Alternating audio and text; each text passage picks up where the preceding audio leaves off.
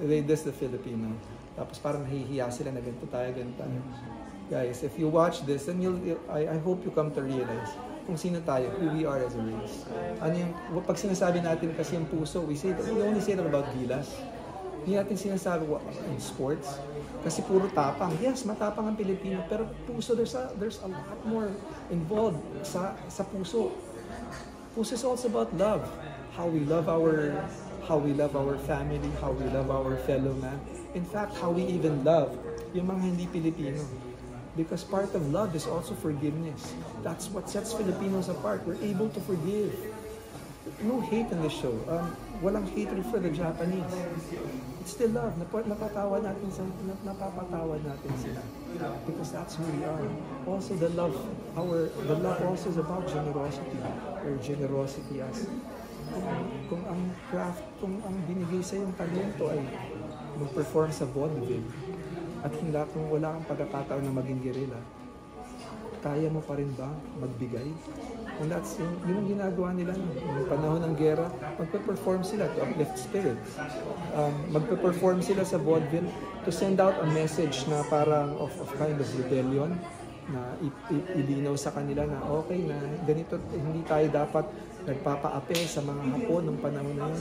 So kahit ano yung meron yung Pilipino, ibibigay niya. Kasi di ba yung sasabi sa ng foreigners, oy, kain ka, kung ano man yung meron tayo, inaabot natin bilang pagkain. Noon, kung ako artist, ito ang ibibigay ko. This is what I have This is what I know. This is my craft. The same way nowadays, ito yung ginagawa namin.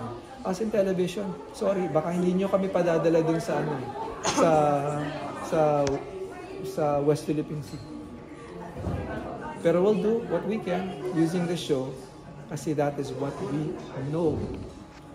So, sa ganitong paraan lang, baka makatulong kami. Thank you. Direct one mo na lang, pwede siya kayo na reaction regarding sa kay Bea Alonzo, which is naka-work niyo po kasi siya sa startup, diba? Okay. Parang, ano yung pagkakakilala niyo po sa kanya with all her successful and her love life? Sige. Her love life? Yes. How was she? Sige. Si Bea, the consummate professional, she will arrive pag kung anong call time yun, 8 o'clock. She's there 8 or baka 10 to 8, baka mas maaga-aga pa. She arrives on set prepared. She knows her script. She knows the story. Super professional. So I like that about her.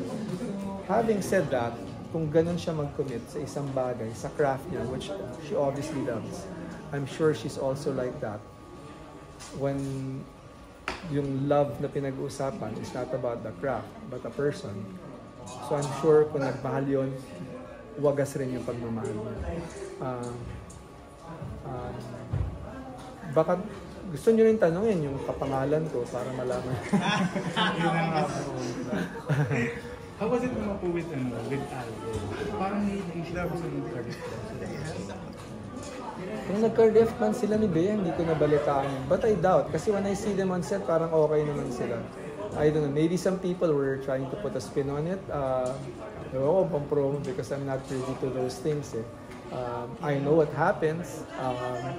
I know what happened rin before when I was still working with Viva, ng mga TGIS days. So yun, parang on set, okay naman kami lahat sa startup. Kumusta naman po yung puso ni Aldo niya? Parang may nagpapakilig po kasi kamusta po siya sa set? That I don't know about and he doesn't tell me about no matter how close we are. But all I told, sa set, he's even happier. Ang saya-saya niya. And I told him, and RJ, sabihin ko rin sa kanya, sabi ko, RJ, I don't know what's up with you, but I want to tell you that it's so clear to me that you're in a good place right now. And I like you like this. That's all I told him. Thank you for the Thanks guys. Thanks. Good support po.